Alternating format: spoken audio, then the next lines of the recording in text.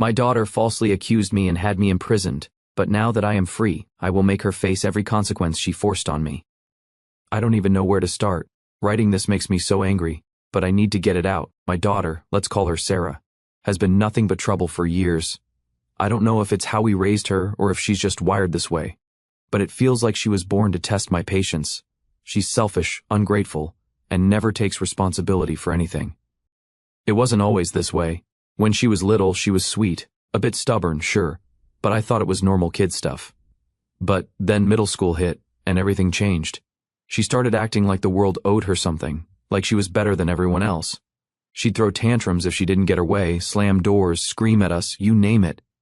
My wife kept saying, it's just a phase, she'll grow out of it. She didn't. By the time Sarah hit her teenage years, it was like she decided to make our lives a living hell. She lied about everything, where she was, who she was with, what she was doing. If her lips were moving, she was probably lying. She skipped school so much that the principal called us in for a meeting. I told her she needed to shape up, but she just rolled her eyes and said, "Whatever, Dad." At 16, she dropped out of high school entirely. One day she came home and announced she wasn't going back. "School's stupid," she said. "I don't need it." My wife and I begged her to reconsider, but she wasn't hearing it. She packed her things, said she was leaving, and walked out the door without even looking back. She ran off with some boyfriend, a loser who didn't have a job or any prospects. I don't even remember his name. For 3 years we didn't hear a word from her. No calls, no texts, nothing. My wife was heartbroken. She cried herself to sleep so many nights wondering if Sarah was okay, if she'd ever come back. Me? I was angry, but I also felt relieved. Without Sarah around, the house was quiet, no drama, no fighting. I thought maybe this was for the best. Then one night she showed up on our doorstep. It was pouring rain, and she was standing there, soaked to the bone, holding a trash bag full of clothes. "I have nowhere else to go," she said. My first instinct was to slam the door in her face, but my wife rushed past me and pulled her inside before I could say a word. She hugged Sarah like she'd just come back from war, even though Sarah hadn't bothered to call us in 3 years. "She's our daughter," my wife kept saying. "We can't just leave her out there." I let her stay, but I knew it was a mistake, and boy was I right. At first I tried to give her the benefit of the doubt. Maybe she'd changed. Maybe she'd finally learned something from her time away. Nope, within days she was back to her old ways. She didn't look for a job, didn't help around the house, didn't do anything except sit on the couch scrolling through her phone. We'd ask her to do something simple, take out the trash, do the dishes, anything, and she'd roll her eyes like we were asking her to move mountains. "Why can't you do it?" she'd say. "I'm tired." Tired from what? Sitting on her ass all day? And then there were the late nights. She'd leave the house after dinner, saying she was going out for a walk, but she'd be gone for hours. Sometimes she wouldn't come home until after midnight. When I asked where she'd been, she'd just shrug and say nowhere, like it was none of my business. She'd come back smiling like she didn't have a care in the world, then flop down on the couch and start scrolling through her phone again. I tried to talk to my wife about it, but she kept making excuses. "She's been through a lot," she'd say. "She just needs time to adjust." Adjust to what? Sitting around all day acting like the queen of the house while we bent over backward to accommodate her? One night I couldn't take it anymore. Sarah had been out until 1 a.m., and when she finally came home, I confronted her. "Where the hell have you been?" I asked. She just laughed and said, "Why do you care?" That's when I told her she needed to start pulling her weight or find somewhere else to live. Her response? "You're supposed to take care of me. That's what parents do." I couldn't believe it.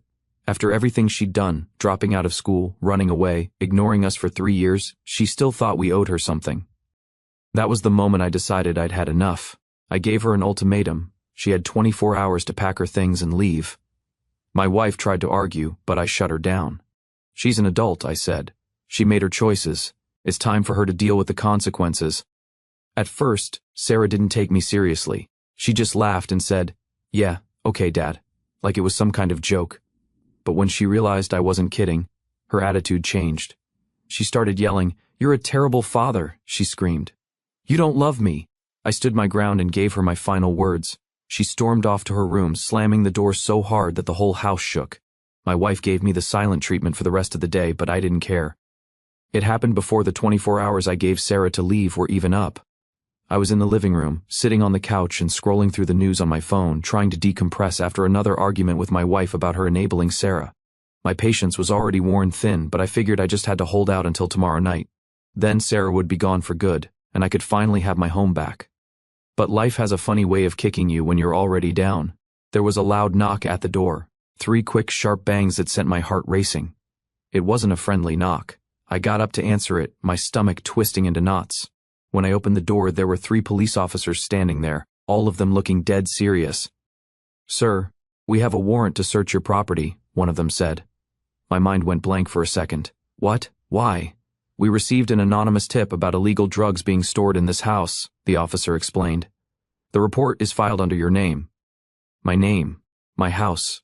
I felt like the ground had just been pulled out from under me. I wanted to argue, to slam the door in their faces, but I knew that wouldn't get me anywhere. So I stepped aside and let them in, feeling a sense of dread settle over me like a heavy blanket. They spread out quickly. One officer stayed in the living room while the others began searching the house. My wife stood frozen in the hallway, her face pale as a ghost. Sarah, on the other hand, sat on the couch completely unfazed. She even had the nerve to smirk at me as the officers went upstairs to check the bedrooms. I knew I didn't have proof, but I knew this was her doing. Who else could it be? She'd been sneaking around, staying out late, hanging with God knows who. She was the only one who had anything to gain from this chaos. The officers searched her room first.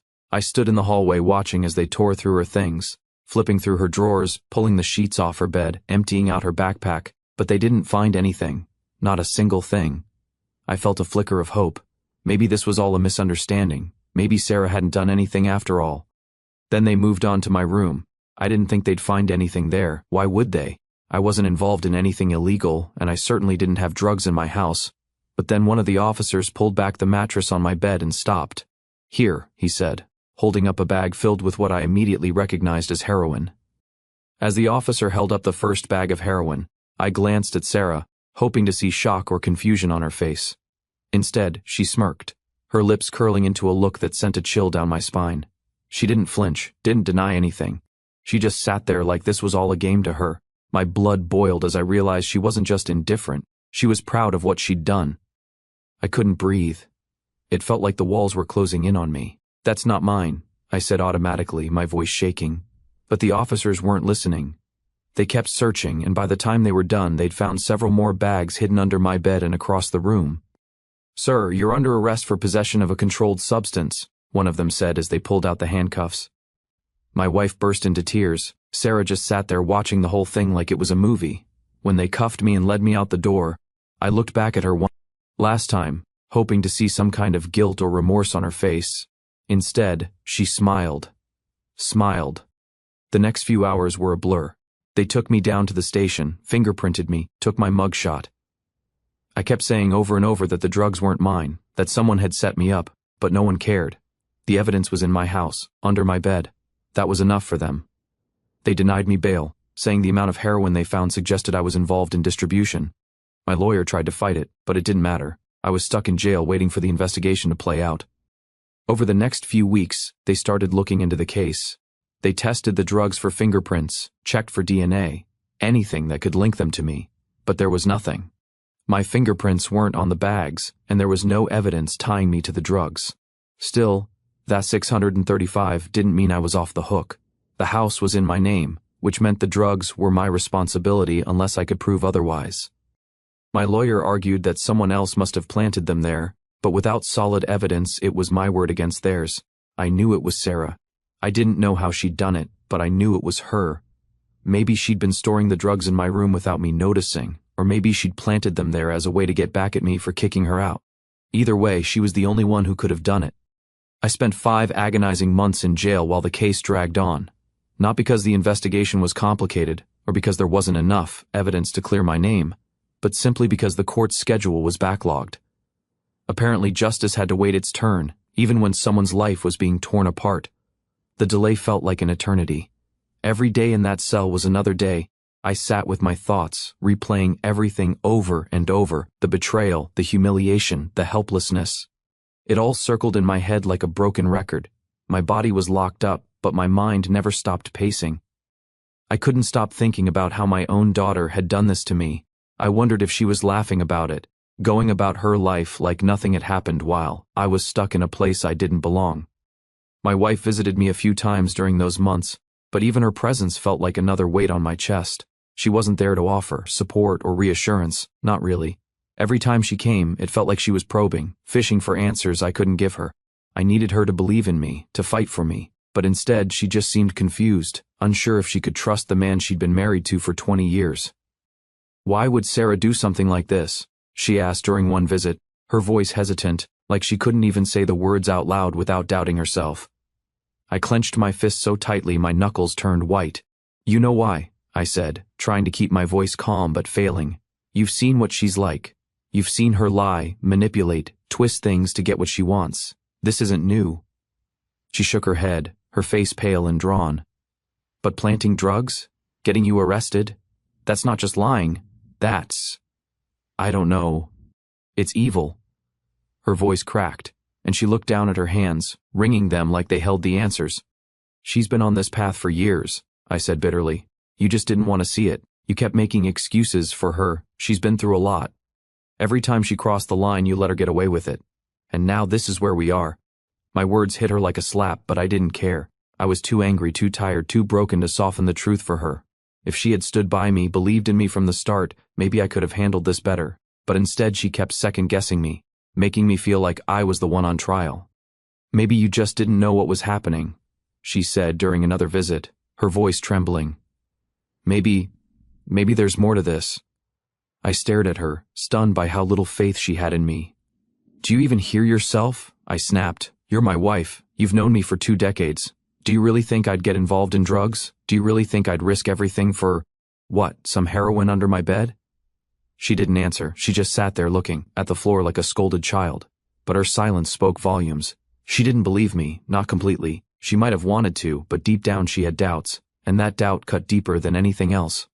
The worst part was knowing that Sarah had planned this. The more I thought about it, the clearer it became. This wasn't some spur-of-the-moment decision. This was calculated. She'd taken the time to hide the drugs in my room, knowing it would shift the blame onto me. She'd reported me anonymously, making sure the police had a reason to show up with a warrant. She'd done everything she could to frame me, and it had worked. And yet my own wife couldn't see it. My parents, who visited once, couldn't see it. Even some of my so-called friends started to distance themselves, whispering behind my back. The evidence might not have pointed to me directly, but the stigma of being arrested for drugs was enough to make people doubt. And doubt is a powerful thing. It sticks to you like a stain you can't wash off. While the court delayed my hearing again and again, I had nothing to do but sit in that cell and stew in my anger. I thought about all the times Sarah had lied to my face, all the times I'd given her chances she didn't deserve. I thought about the way she'd smirked when the police took me away, like she knew exactly what she was doing. I thought about my wife's tears, not because I was in jail, but because she didn't know if she could trust me anymore. By the time I finally got my day in court, I wasn't the same person who had walked into that jail 5 months earlier. I was harder, angrier, and less willing to forgive. The system had failed me. My family had failed me. And all because of the selfish actions of one person, my own daughter. When the evidence finally came to light, Sarah's texts, the witnesses who saw her sneaking around, the lack of fingerprints or DNA tying me to the drugs, it was like the world suddenly remembered I existed. The charges against me were dropped, but the damage was already done. 5 months of my life were gone. 5 months where I was treated like a criminal, doubted by the people I thought loved me. My name might have been cleared legally, but socially, emotionally, I knew I'd never be the same. I wasn't just angry at Sarah. I was angry at everyone who doubted me, who'd left me to rot in that cell while they questioned whether I was the kind of man who would hide heroin under his bed. And in that anger, a seed of revenge started to grow. I didn't just want Sarah to face the consequences of her actions. I wanted her to know what it felt like to lose everything, to have the world look at her the way it had looked at me. I wanted her to pay. The first thing I did when I got home was sit in the living room in silence. My wife was there, standing awkwardly by the doorway like she didn't know what to say. Maybe she thought I'd be thrilled to be back, or maybe she expected me to forgive everything and move on. But I couldn't even look at her without feeling a mix of betrayal and anger. "Why didn't you believe me?" I finally asked, breaking the silence. My voice cracked a little, which pissed me off even more.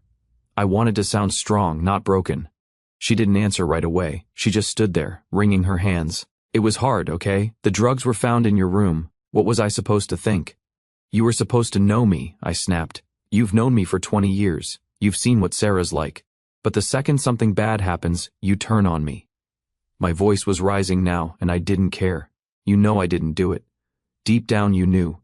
But instead of standing by me, you let me rot in jail while you played mom to the person who actually did this. Tears welled up in her eyes, but I wasn't about to feel sorry for her. She wasn't the one who'd spent months in a cell, treated like a criminal. "I'm sorry," she whispered. "But it didn't mean anything to me. Sorry didn't give me back the months I lost. Sorry didn't erase the fact that she doubted me when I needed her most." Over the next few days I tried to piece my life back together. The investigation had finally turned up undeniable proof that Sarah was behind everything. The text messages on her phone showed that she'd been dealing drugs for months, maybe longer. She'd been using our house as a stash spot, hiding the heroin under my bed so that if anything went wrong, I'd take the fall. The texts were damning. They showed her coordinating with a dealer, talking about moving product, and even laughing about how Dad would never notice. I read every single one of them, my hands shaking with rage. How could my own daughter do this to me? What kind of person sets up their own father to save themselves? The police also found witnesses who came forward saying they'd seen Sarah sneaking around late at night meeting with sketchy people in parking lots and alleyways. One of her so-called friends admitted that Sarah had bragged about hiding drugs in my house because she thought it was the perfect cover. When the police finally issued a warrant for her arrest, I felt a mix of relief and bitterness. Relief that they were finally going after the real culprit, but bitterness that it had taken so long and that I'd had to pay the price for her actions. Sarah was arrested a few days after I got home. They found her staying at some rundown apartment with a bunch of lowlives. When the police searched the place, they found more drugs along with scales, baggies, and cash. It was clear she wasn't just using. She was fully involved in the drug trade. I thought seeing her arrested would bring me some kind of closure, but it didn't. If anything, it just made me angrier. She didn't look scared or ashamed when they took her away. She looked annoyed, like this was just some inconvenience she'd have to deal with. My wife was devastated when she heard about the arrest. "She's still our daughter," she kept saying over and over like a broken record. "She's made mistakes, but she's still our baby." I couldn't take it anymore. "She's not my daughter," I snapped. "Not anymore. My daughter wouldn't do this to me. My daughter wouldn't destroy her own family just to save her own skin." The legal process that followed was long, exhausting, and messy, much like everything else Sarah had left in her wake. She was charged with possession of drugs, intent to distribute, and, perhaps most painfully for me, false accusations against her own father. That charge hit me like a gut punch every time I heard it spoken aloud in court. Knowing that she had deliberately orchestrated my arrest, gone out of her way to frame me and watch me suffer, made my blood boil. The evidence against her was overwhelming. The texts between her and her dealer, the witness statements, and even her own carelessness when stashing drugs in her apartment painted a damning picture. But as damning as it was, it didn't make things easier for me. Every court hearing, every delay, every smug look she gave when she was brought in for questioning, it all chipped away at whatever pieces of humanity I still clung to. As part of the investigation, Sarah was required to take a drug test. Unsurprisingly, it came back positive, not just for heroin, but for several other substances, including cocaine and amphetamines. It was the final nail in the coffin. The daughter I had once rocked to sleep as a baby, the little girl I had taught to ride a bike, wasn't just a liar and a manipulator. She was an addict and a criminal. Seeing the results didn't shock me, but it hurt. It was one thing to know in your gut that your child is on a destructive path. It's another thing entirely to see it spelled out in black and white. Part of me wanted to feel pity for her, to see her as the victim of her own choices, but that part of me was drowned out by anger. She hadn't just ruined her life, she had tried to ruin mine. My lawyer told me I didn't have to attend every hearing, but I couldn't stay away. I needed to see her face. I needed her to know that I wasn't going to let her get away with this without seeing the damage she caused. At one point during the trial, her lawyer argued that Sarah's actions were the result of addiction, that she was not in her right mind when she reported me to the police. I couldn't stay silent, not about this. As I sat there, I knew this wasn't some desperate mistake driven by addiction. It wasn't about weakness or bad judgment. It was intentional. She had never been a family person, never cared about anyone but herself. This wasn't about drugs, it was about revenge. She wanted to hurt me and put me in trouble for kicking her out. That much was clear. But I kept those thoughts to myself, knowing that the truth was already laid bare for everyone to see. There was no need for me to speak. Her actions spoke louder than anything I could say. The trial dragged on for months, delayed repeatedly by procedural nonsense, and Sarah's lawyer trying to reduce her charges. Meanwhile, I tried to rebuild the wreckage of my life. People in the neighborhood still whispered when I walked by, some still unsure whether I was truly innocent despite the evidence. My wife seemed to exist in a constant state of denial. "She's sick," she kept saying, like it was a mantra that would make all of this easier to swallow. She didn't mean it. She didn't mean it. I snapped. One night after dinner, she knew exactly what she was doing. She wasn't just using, she was dealing. She put my name on a report to the police. "How the hell do you not mean that? We're her parents no matter what," she said, her voice trembling. "Not anymore," I said coldly, pushing back my chair and leaving the table.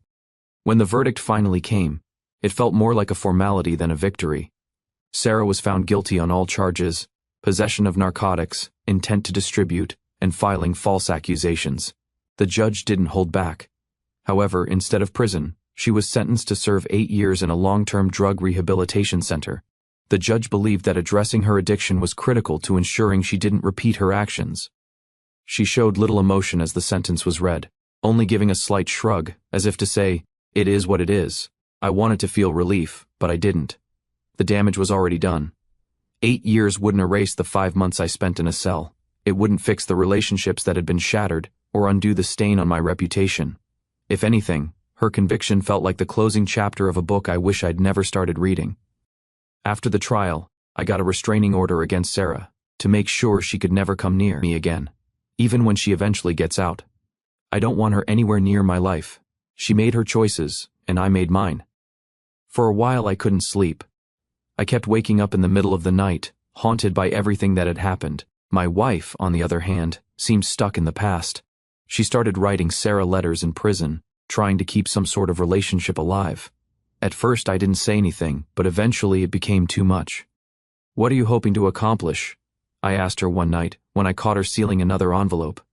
"She's our daughter," she said again. That same broken mantra that had driven me up the wall for months. She stopped being our daughter the day she put me in cuffs, I replied, my voice cold and sharp. "I don't care what she's going through. I don't care if she gets better. She's out of my life, and that's not changing." That conversation was the tipping point. We were no longer on the same page, no longer even in the same book. My wife clung to the idea of Sarah as the daughter we used to know, the little girl she'd raised, the baby she once held. But that version of Sarah didn't exist anymore, not to me and maybe not to anyone. It became clear that our marriage wasn't going to survive this. The trust between us was gone, eroded by months of doubt, anger, and pain. My wife had doubted me when I needed her most, and now she was trying to hold on to a relationship with the person who had destroyed everything we'd built. How could we come back from that? The answer was simple: we couldn't. One night, after another tense argument about Sarah, I finally said it out loud. "I don't think we can keep doing this." My wife looked at me, her eyes filled with tears. "You're saying you want to leave?" "I'm saying this isn't working," I said, my voice steady but heavy. "We're not the same people we were before all of this. I don't trust you, and you don't understand me anymore, and honestly, I don't think I can stay in this house surrounded by everything that reminds me of her." She nodded slowly, wiping her tears. "I don't want this, but I understand." We agreed to separate. A few weeks later, she kept the house, the one place I didn't want to be anymore. I moved into a small apartment across town, far enough to feel like I was starting fresh, but close enough to handle the practicalities of dividing our lives. It wasn't easy, but it was necessary. The worst part wasn't the physical separation. It was the realization that the life we'd built together had crumbled so completely.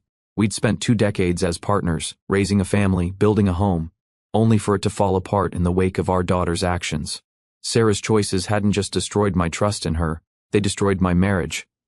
The worst part of all this wasn't the jail time or the trial. It was the realization that the life I thought I had was never as strong as I believed. My marriage had been hanging by a thread, and I hadn't even realized it until it was too late. Maybe someday I'll find a way to let go of all this anger, but not today. Today I just focus on putting one foot in front of the other and keeping Sarah as far away from me as possible. She made her choices, and she'll live with the consequences. But so will I.